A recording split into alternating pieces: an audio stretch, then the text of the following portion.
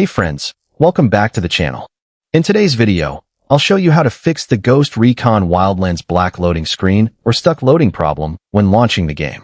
So, without wasting any time, let's get started. First, make sure your BIOS is up to date. Open your browser and search for your motherboard manufacturer followed by BIOS update, such as MSI BIOS update. Always use the manufacturer's official website. Select your motherboard model. Download the latest compatible BIOS update, and follow the manufacturer's instructions carefully to install it. After updating the BIOS, restart your PC and try launching the game again. If the problem is still there, the next step is to check the Easy Anti-Cheat installation. Instead of using third-party bypass tools or modified Easy Anti-Cheat files, I recommend repairing or reinstalling Easy Anti-Cheat through the game's official files or launcher. This is safer and helps avoid compatibility or security problems. If that doesn't work, open your game's installation directory and locate the Easy Anti-Cheat folder.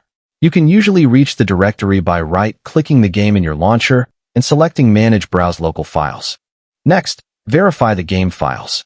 Right-click on the game, open Properties, go to Installed Files, and select Verify Integrity of Game Files. Wait for the process to finish.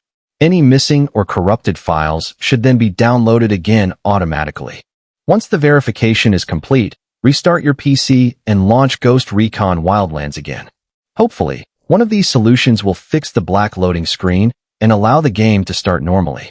If this video helped you, don't forget to like, subscribe, and turn on the notification bell for more troubleshooting guides. Thanks for watching.